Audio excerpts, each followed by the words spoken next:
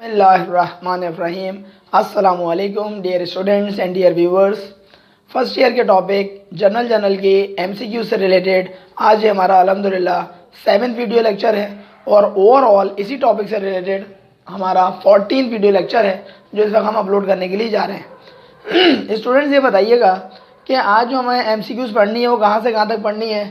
MCQ number 31 से लेकर MCQ number 35 तक इंशाल्लाह आज हम आपको एक्सप्लेन करने की कोशिश करेंगे। उम्मीद है दूसरी वीडियो लेक्चर के अंदर जो एमसीक्यूज़ हमने समझाई हैं जैसा वो आपको माशाल्लाह अच्छी तरह समझ में आई, वैसे ही मज़ीद इंशाल्लाह एमसीक्यूज़ बेहतर तौर पे समझ में आने वाली हैं। स्टूडेंट्स आज की फर्स्ट एमसीक्यू और ओवरऑल 31st एमसीक्यू में देखें बोर्ड पे क्या लिखा हुआ है।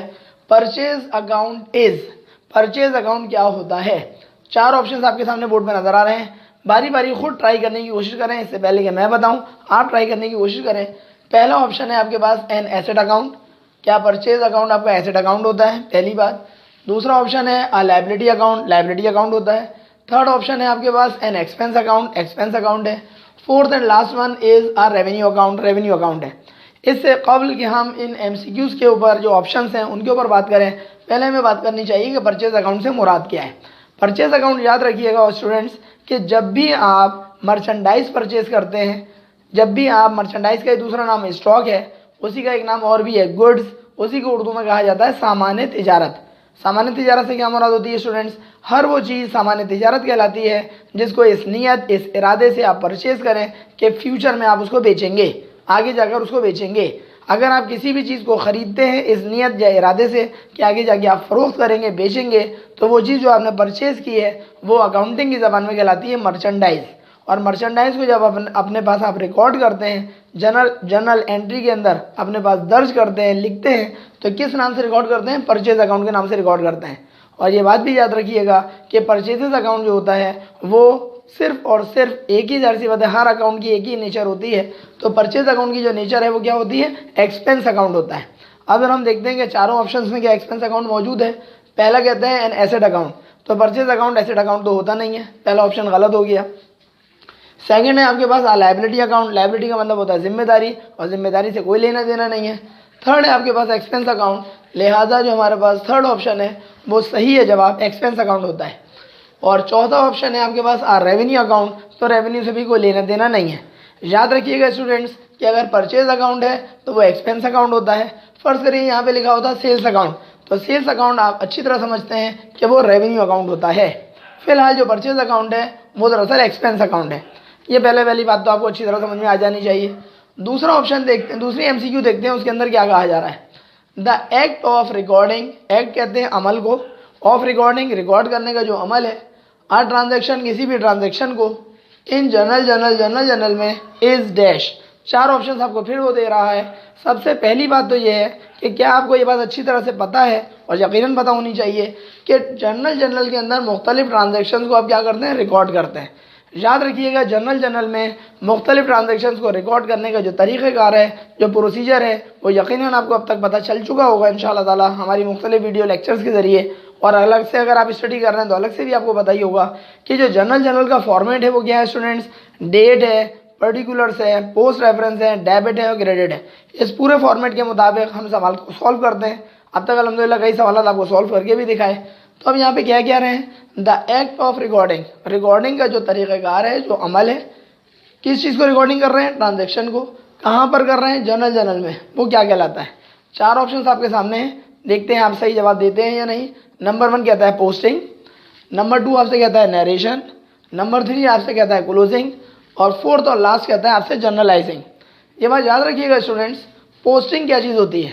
पोस्टिंग ये होती है कि जब जनरल के अंदर किसी भी एंट्री को आप रिकॉर्ड कर चुके होते हैं तो जनरल से उस एंट्री को, भले वो डेबिट का हिस्सा हो या क्रेडिट का हिस्सा हो, डेबिट का हिस्सा उठा के टी अकाउंट या लेजर में डेबिट साइड के ऊपर लिखना पोस्टिंग कहलाता है।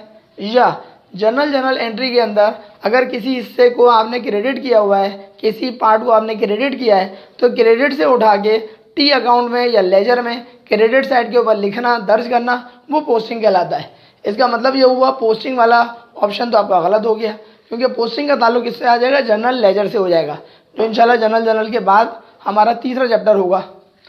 फिलहाल हम बात कर रहे हैं नरेशन। नरेशन भी गलत है ऑप्शन, इसलिए क्योंकि नरेशन क्या होती है आपको पता है, जनरल के अंदर जितनी भी एंट्रीज होती हैं जब हम उनको रिकॉर्ड कर देते हैं, रिकॉर्ड करने से क्या मुराद है, डेट हम डालते हैं, कोई अकाउंट डेबिट करते हैं, कोई अकाउंट क्रेडिट करते हैं, और डेबिट और क्रेडिट की हम रकमें लिखते हैं जो कि सेम होती है अगर वो एक एक अकाउंट है, और उसके बाद एक इंग्लिश में एक जुमला लिखा जाता है। वो जो इंग्लिश में स्टूडेंट्स हम जुमला लिखते हैं उसको हम क्या कहते हैं, नरेशन कहते हैं। तो जाहिर सी बात है नरेशन की भी बात नहीं हो रही है, बी ऑप्शन भी आपका गलत हो गया। सी ऑप्शन में कहते हैं क्लोजिंग, तो क्लोजिंग भी आपके गलत जवाब दे रहे हैं, इसलिए क्योंकि क्लोजिंग इसलिए गलत हो जाएगा क्योंकि जो लेजर आप बनाते हैं टी अकाउंट उसके अंदर जो बैलेंस बी डी और बैलेंस सी डी आप निकालते हैं, क्लोजिंग बैलेंस और जो ओपनिंग बैलेंस होता है वो दरअसल क्लोजिंग कहलाता है। इधर का क्लोजिंग होता है और नेक्स्ट पीरियड का वो ओपनिंग बैलेंस बन जाता है, लिहाजा क्लोजिंग वाला ऑप्शन भी गलत है। अब आप बोलेंगे सर जब ए गलत हो चुका, बी गलत हो चुका, सी गलत हो चुका, तो अंडरस्टूड है कि फोर्थ वन सही होगा। तो इत्तलान अर्थ से बात तो आपकी सही है कि पहला गलत, दूसरा गलत, तीसरा गलत, तो चौथा ही सही होगा। हम भी आपको ये कह रहे हैं 3 गलत हैं और 1 सही है। कौन सा वाला सही है, चौथा वाला सही है। लेकिन इसमें एक प्रॉब्लम है स्टूडेंट्स, ऐसे आँख बंद करके आपको चौथे वाले को सही नहीं करार देना है, बल्कि आपको सोचना है। मतलब इस बुनियाद पे खाली डी को सही नहीं करार देना है कि शुरू के 3 गलत हो चुके हैं, बल्कि डी के बारे में भी गौर करेंगे कि क्या डी वाकई में सही है या सही नहीं है। तो जवाब ये है कि डी वाकई में सही है, चौथा वाला ऑप्शन वाकई में सही है। बताएं क्यों सही है, क्योंकि अब एक दफ़ा फिर ट्रांजैक्शन पढ़ते हैं। The act of recording a transaction in journal में जो ट्रांजैक्शन होती है उस ट्रांजैक्शन को जो आप रिकॉर्ड करते हैं, तो रिकॉर्ड करने का जो अमल है वो जाहिर सी बात है जनरलाइजिंग ही तो कहलाता है। इसका मतलब क्या हुआ स्टूडेंट्स कि जनरलाइजिंग की बेसिकली ये डेफिनेशन है आसान अल्फाज में, और जब जनरलाइजिंग की डेफिनेशन है तो डी ऑप्शन आपका सही ऑप्शन हो गया। आते हैं हम अपने थर्ड एमसीक्यू की जानिब, जो ओवरऑल हमारी थर्ड एमसीक्यू इंशाल्लाह कहलाएगी इसी चैप्टर से रिलेटेड। दूसरे एमसीक्यूज अगर आप देखना चाहते हैं स्टूडेंट्स, तो हमारे पास डिस्क्रिप्शन जो होता है उसके अंदर आप देख सकते हैं, दूसरी आपके पास वीडियोस के लिंक्स आपको मिल जाएंगे। उन एमसीक्यूज को भी लाजमी देखें अगर आप अपने इस चैप्टर को मजबूत करना चाह रहे हैं, क्योंकि 50% एमसीक्यूज याद रखिएगा वो टोटल आपके पास पेपर में आने वाली हैं करंट ईयर 2021 के अंदर। तो अगर आप लोग अपना चाह रहे हैं कि चैप्टर आपका स्ट्रॉन्ग हो, बल्कि आपका पूरा कोर्स स्ट्रॉन्ग हो, तो एमसीक्यूज पोर्शन को आपको बहुत ज़बरदस्त तरीके से तैयार करना पड़ेगा। एमसीक्यूज पोर्शन में अच्छे नंबर का मतलब होता है सब्जेक्ट में अच्छे नंबर।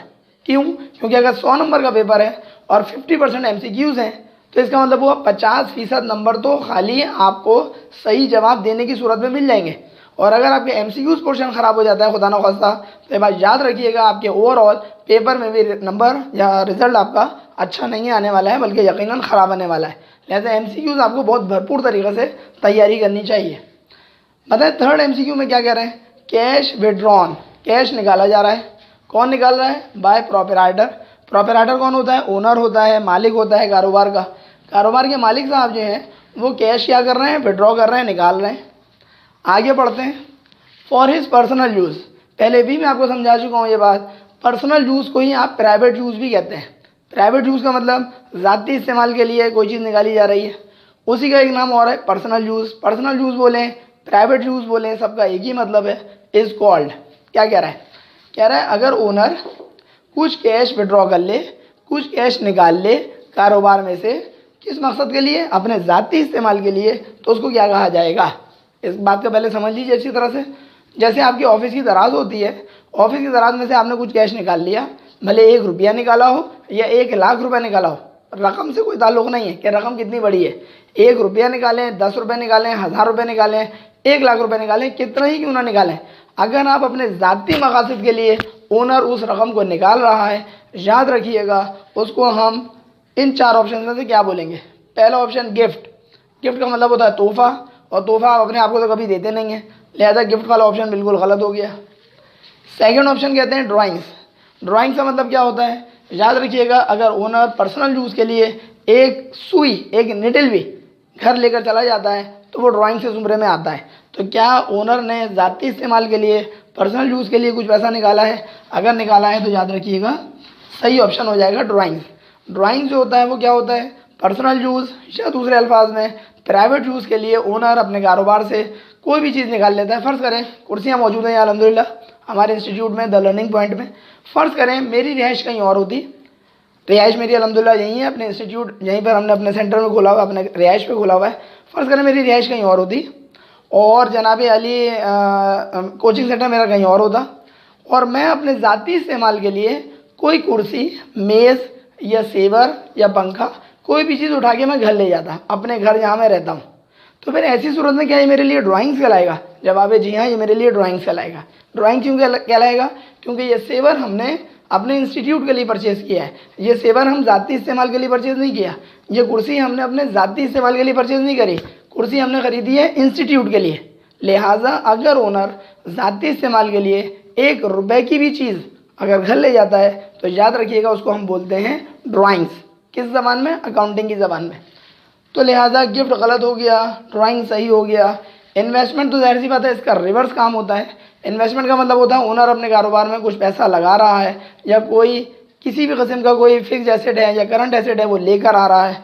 तो ज़ाहिर सी बात है लेकर तो आ नहीं रहा बेचारा, वो तो लेके जा रहा है, लिहाजा इन्वेस्टमेंट भी गलत हो गया।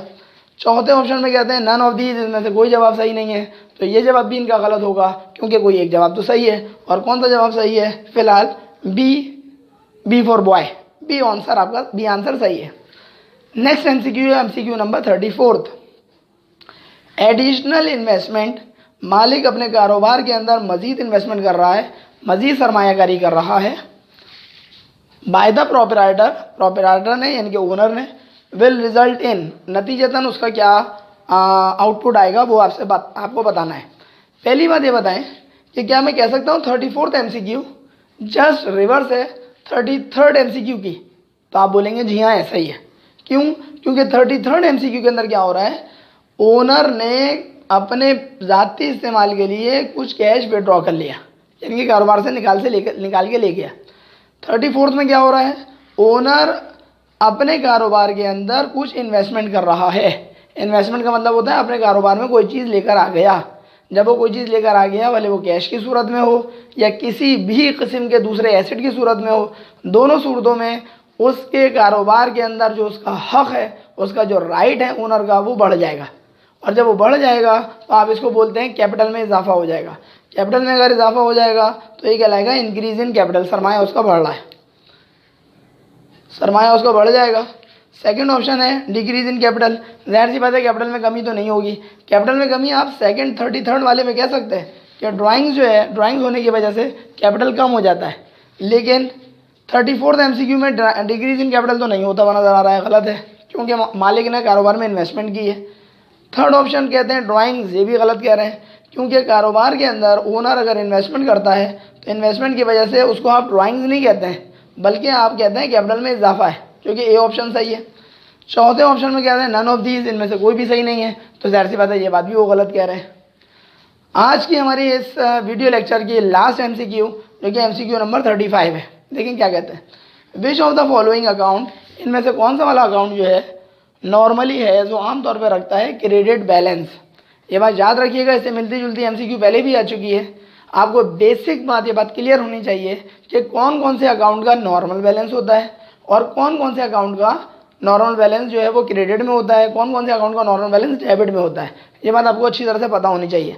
जिन्होंने हमारी पुरानी वीडियो लेक्चर्स नहीं अटेंड किए हों उनकी खिदमत के लिए बता देते हैं। एसेट और एक्सपेंसेस, इनका जो नॉर्मल बैलेंस है वो याद रखिएगा, इनका नॉर्मल बैलेंस कहाँ होता है, बिल्कुल आप सही समझ रहे हैं, डेबिट साइड के ऊपर होता है। और अगर लायबिलिटी है, कैपिटल है और रेवेन्यू है, इनकी हम बात करेंगे तो इनका नॉर्मल बैलेंस कहाँ निकलेगा स्टूडेंट्स, क्रेडिट साइड पर निकलेगा। इसकी लॉजिक भी है। लॉजिक क्या है, एसेट आमतौर पर ऑर्गेनाइजेशन में आप परचेज करते हैं, लिहाजा एसेट आमतौर पर नॉर्मल बैलेंस उसका डेबिट होता है। रीज़न क्या है, एसेट आमतौर पर नॉर्मल हालात में ऑर्गेनाइजेशन में बढ़ता है, जब बढ़ता है तो इंक्रीज इन एसेट डेबिट होता है, लिहाजा एसेट का नॉर्मल बैलेंस डेबिट में हो गया। इसी तरीके से एक्सपेंस, अखराजात, ये भी आमतौर पर बढ़ते हैं। इस वक्त भी देखें अल्हम्दुलिल्लाह 2-2 सेवर चल रहे हैं। फ़िलहाल गर्मी इतनी नहीं है, लिहाजा पंखा नहीं चल रहा है। गर्मी बढ़ेगी तो शायद पंखा भी हमें चलाना पड़े। वीडियो की वजह से शायद हम ना चलाएं, लेकिन नॉर्मल जब क्लास होती है तब तो पंखा भी चलाना पड़ेगा। इट मीन्स दैट कि जब पंखा चलेगा, जब सेवर इस्तेमाल होंगे तो आपका ऑर्गेनाइजेशन का एक्सपेंस बढ़ेगा। जब एक्सपेंस बढ़ेगा तो एक्सपेंस जब बढ़ता है तो नॉर्मल बैलेंस कहाँ हो जाएगा, डेबिट साइड के ऊपर। इसी तरीके से लायबिलिटी को सोचें, लायबिलिटी यानी कि जिम्मेदारी ये भी आमतौर पे क्या होती है, बढ़ती है। इसका ये मतलब नहीं कम नहीं होती है, बिल्कुल कम होती है, लेकिन लायबिलिटी नॉर्मल हालात में, नॉर्मल एक वर्ड है और एक वर्ड है एब नॉर्मल, तो नॉर्मल हालात में लायबिलिटी क्या होती है, बढ़ती है। बढ़ती है तो क्रेडिट साइड पे चली जाएगी। कैपिटल, कैपिटल जो है ये भी आम हालात में बढ़ता है। कैसे, मालिक कारोबार के अंदर इन्वेस्टमेंट कर रहा है, उसका सरमाया बढ़ेगा बढ़ेगा तो नॉर्मली क्रेडिट साइड के ऊपर चला जाता है। इसी तरीके से रेवेन्यू ये भी आमतौर पर बढ़ती है। तो इट मीन्स दैट स्टूडेंट याद रखिएगा सिंपल सा उसूल कि एसेट और एक्सपेंसेस में अगर इजाफा है तो वो जाहिर सी बात है डेबिट साइड के ऊपर होगा। इन तीनों में इजाफा है तो क्रेडिट साइड पर होगा। कोई अगर आपसे पूछे एसेट और एक्सपेंसेस का नॉर्मल बैलेंस कहाँ होता है, आप बोलेंगे डेबिट साइड पर। और अगर बोले इन तीनों का नॉर्मल बैलेंस कहाँ होता है, आप बोलेंगे क्रेडिट साइड पर। इस उसूल की बुनियाद पर इस लास्ट एमसीक्यू को आपको परखना है, आपको चेक करना है। बिस्मिल्लाह करके परखते हैं। बिस्मिल्लाहिर्रहमानिर्रहीम। Which of the following account, इनमें से कौन सा वाला अकाउंट जो है वो आम हालात में क्रेडिट बैलेंस रखता है। अब मैं खामोश हो रहा हूँ, आप एक लम्हे को सोचें। Number 1 cash.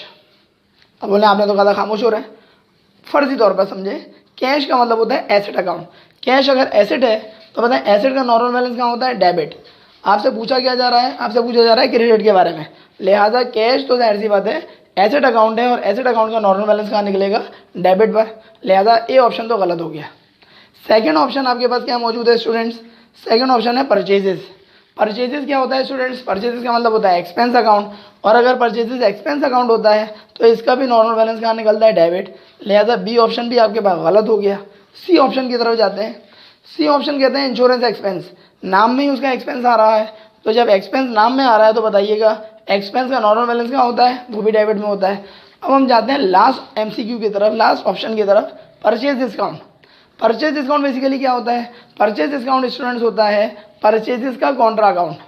परचेजेस क्या होता है, जब भी हम माल परचेज करते हैं, गुड्स परचेज करते हैं, हर वो चीज़ गुड्स के जुमरे में आती है जिसको इस नियत या इरादे से ख़रीदा जाए कि आगे जाके आपको बेचना है। आज ही इस बात का जिक्र भी किया था मैंने।